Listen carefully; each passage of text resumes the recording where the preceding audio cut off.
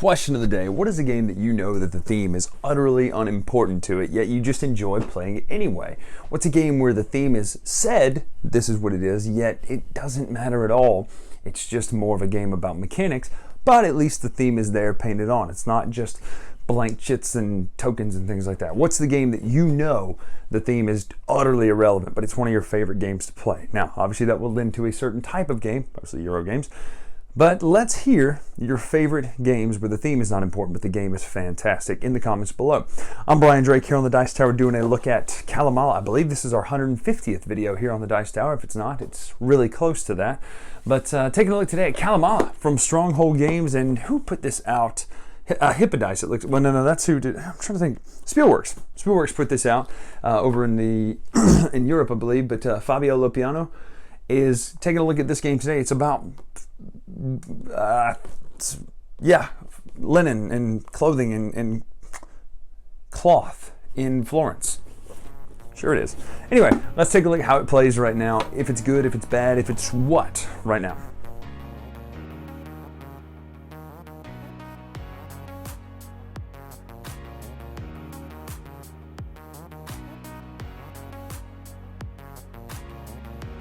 So let's talk Kalevala. Stuff in Florence, right? Stronghold Games. What's inside of here?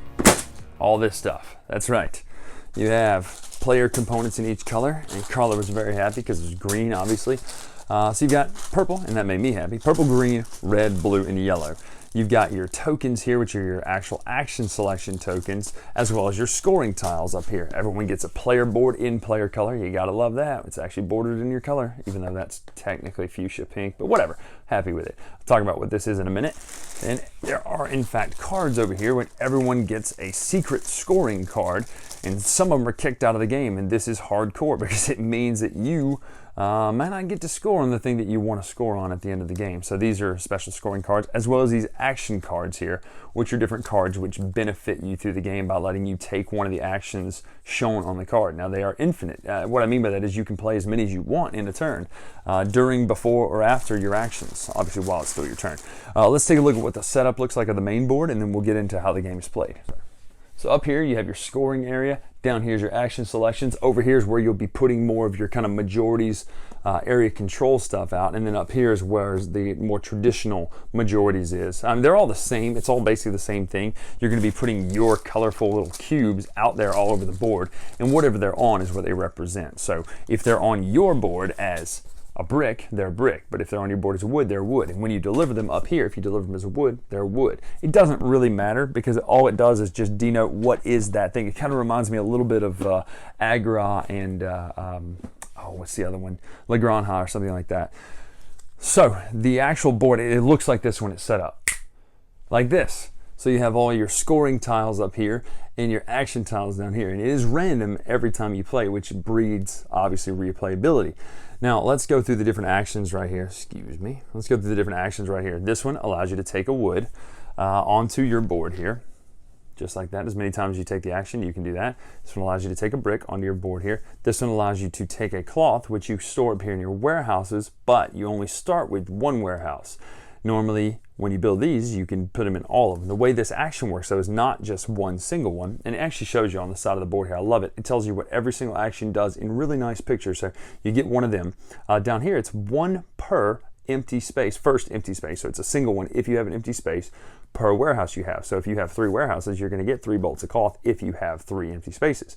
The build action, which is here now, it allows you to spend 2 wood to build a boat, 2 bricks to build a store or a trade house, and then 1 of each to build a new warehouse. We'll talk about what those do in just a minute.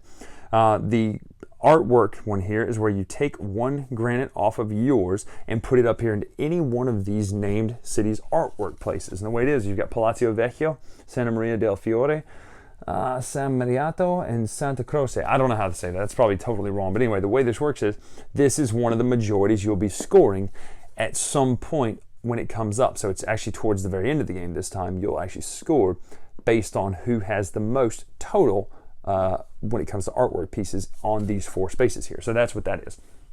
The hand down here is the same thing, but it's for the other 3 things. It's not for artwork. It's for just donating goods to these causes. So you can take a wood or a stone or a a brick and put it into one of these slots up top, and they will score the same way. When the brick one scores, it'll score based on all of the woods the same way. Or when one of these actual things pops up, so Santa Crochet here, when it pops up and scores, you'll score for the person who has the most colorful things in all of these things, whether it be wood, brick, stone, and artwork. So it just kind of scores this one area. And when I say score, basically what I mean is everyone's going to have their little wood cubes out there. The person with the most wood cubes gets first place scoring. They get 3 points, then 2, then 1 when it comes to scoring points.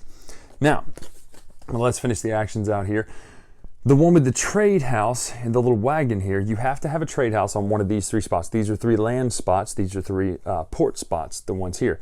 The way it works is, if you have a trade house here, you can trade one of your bolts of cloth, which would be just taking one of the cubes off of here and putting it onto one of these places that you have a trade house. And that's 1 per trade house that you have. So if you have 2 trade houses and you have 2 bolts of cloth, you could do 1, 2 with that action.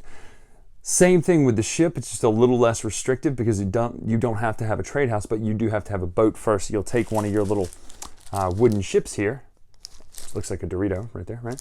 Take one of your wooden ships, and it doesn't matter. They just sit here. It just shows that you have that many. It doesn't mean that this one's in front of this one or this one. It just means that once you have all 3 ships here, you can deliver 1 cloth per ship to a port town, is what that means. So you could potentially get in one action, if these were, when they are spaced in our game, I'll tell you about this in a minute, but if you put an action here, you could potentially place 6 total pieces of cloth out in one round, which is pretty nice, right? The last one is, I believe that's all of them actually. That's all the actions there. So the way the scoring works is everybody will have these discs. When you place a disc out, you get to do the actions on the 2 sides of your disc. Now, I'll be honest with you, this is one of those moments where I feel like we don't give gamers enough credit when it comes to design. These arrows bother me, and just because they don't really have to be there. And this is nitpicky, I know, but I feel like this is so cool looking, and these arrows just kind of take away from that. So if you didn't get that you put the piece in the middle and you do the 2 actions on the side already, I'm not certain the arrows are going to help you much. But anyway, you put that there, or any one of these spaces, you do the 2 actions on the side of it. Now you also get 2 white ones as well. White ones are kind of cool because they give you the power to do an action twice. So you can technically do things 4 times when you do your white one. Anyway, when I place this here, I will take a brick and I will take a bolt of cloth into my warehouse. If I were to place it here, I will take a bolt of cloth into my warehouse, and I will also get to make a delivery to one of my trade houses. If you cannot do one of the actions, you take one of these action cards, which are pretty sweet, by the way. You can also play action cards if you'd like at any point during that. So whatever you put this in between is the 2 actions you get to do. Now, when someone else, let's just say someone else goes on top of your action. Let's do this one because this one's fairly simple. So let's say blue is going now, and they go, well, you know what? I also want to get a wood, and I also want to donate to an art part. So I'm going to put this on top. I'll get my wood. I'll get to donate one of the granites out to one of these art spaces. But then the person under them, up to 3 people, so top, middle, bottom, will get to activate those same actions. And then if there's a 4th person, when the 4th person places, the bottom one kicks out. This person goes up and sits on top of whichever one of these things that they scored. You actually don't have to put it on the one you score. You could just flip it over and just keep them here. But we did it like this where you actually show it. This one is now scoring, which means you will score for Hamburg. You'll look at Hamburg. Whoever has the most tokens here, the most wood cubes, scores in Hamburg, right? And then you keep going. 2 ways to end the game would be all tokens get placed out as far as these, or all the scoring tiles are done. And the game ends pretty fairly on who got to do what. It does give you a little poke marker looking thing to kind of keep track of whose actual turn it is, because it can get confusing if you activate an action and then this person also gets to activate the action. That's how you play the game, though. There's nothing else than that. You're scoring majorities all these different times. So it's either a city, an actual type of action, so the person with the most cubes on these 3 spaces here, the person with the most cubes on these 3 spaces here, person with the most cubes on that building, person with the most cubes in this city, person with the most granite donated across all 3 here, person with the most brick and wood donated across all 3, and that's all of them. That's how they all score. So that's how you play the game. There's no secrets, no hidden things. That's how the game's played. So that's Kalamala. It's a really cool game. Like, I love the action selection. I'm just going to dive straight into it. What I don't like about the game, I'm not crazy about the art choice on the cards themselves. Again, I'm sure that is some sort of throwback to an art style that really kind of fits the era of Florence, all that sort of stuff. Kind of like a little bit like Lisboa did. Just didn't like it as far as looking at the cards. It just didn't look pretty to me. I mean, you kind of get spoiled when you play something like Brass and Brass Birmingham, though, when you look at those cards and you go, wow, these are just resource cards or just location cards, but they look gorgeous, right? So playing Kalevala was a little bit different because of that. But that being said, I like the way the board looks. I like the components. I like the fact that, it's just nice wooden bits. It's always good to have those, even though that's kind of our new standard, right? But I really like the mechanics of this game. Two different ones that I'm really happy about. That would be one is the action selection. The fact that you have that 9-panel grid, right? So it's a 9-panel grid that you have an action selection on. And you saw when we talked about how to play, wherever you put it allows you to choose one of those two actions. So it's cool because you go, man, I really need to get some bricks or some granite or whatever it is, the stone one, marble. But I also need to ship some linen or what, it's so bad that I can't remember the name of it. I need to ship some cloth or clothing or whatever it is, that the fancy stuff. I need to ship that. But I also need some bricks too, so you kind of have a choice there where you're going to put your little token to take the two actions. Now again, if you take the white action, you can do them 4 times total, 1, 2, 3, 4.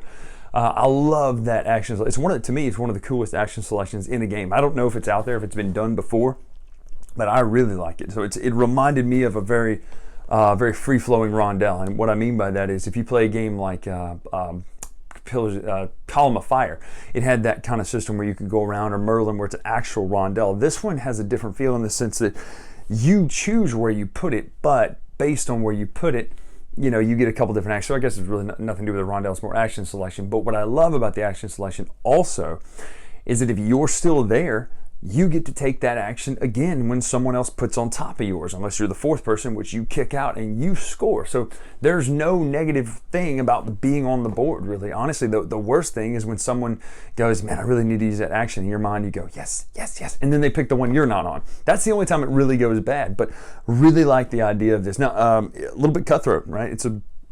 It's all area control or all majority sort of thing.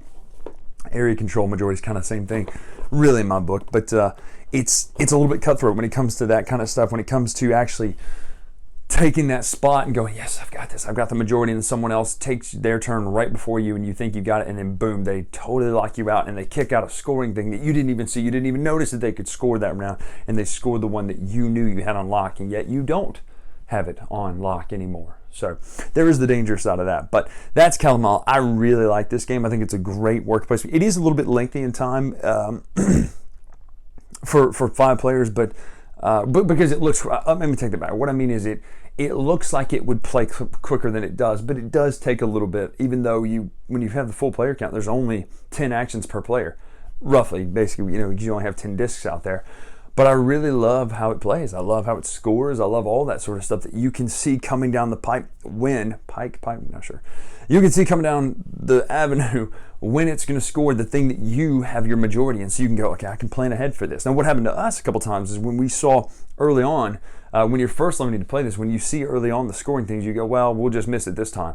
One of the ways to capitalize on points is to score every single time you can, as many times as you can. Obviously, that's any game, but if you're not paying attention, it's going to pass you by and you'll think, well, I've got another couple turns, and then somebody ends up scoring here and then scoring here, and then now you've lost the whole thing you're building towards. So I do like that you have to be on top of your game as well as be on top of everybody else to make sure. Now you can even cajole and talk to, it's not in the game, it's not in the rules, but you can even talk to each other and be like, hey, if you go there this time, I'll go there next time. You know what I'm saying? So it really brings a cool negotiation tactic into the game too. So Kalevala is a win for me. I'm a big fan of this game, and I think you should check it out and play it. Stronghold, they do a lot of great games, but I'm a really big fan of this one just because it's kind of compact. It's not a super huge box, doesn't take up a lot of table space either, but it's nice. Components are nice. You get your own little player board and everything like that, and I love that. Anytime there's your own personal player board, I love it. Nice little ship tokens are great. Just fun, a really fun game. So make sure to check out Kalevala from Stronghold. I'm Brian Drake here on the latest retro on the Dice Tower, 150 videos or so, going strong. Love doing this. Love having you watch, love getting to talk about games, all that sort of stuff. In fact, we're going to be on the Dice Tower cruise, hanging out, doing some illusions, as well as doing some games, playing some games, right? So we're going to be just hanging out, having a fun time. We're glad to be that we worked it out in our schedule where we could go this year. So we're excited about that. But make sure to check us out on Twitter, Instagram at The Latest Retro. And until next time, we'll see you. Thanks so much for watching the Dice Tower videos. Find more great videos and reviews as well as our top-rated audio podcast at Dicetower.com. You can also find other great shows at Dicetowernetwork.com. I'm Eric Summerer, and you've been watching The Dice Tower. The Dice Tower is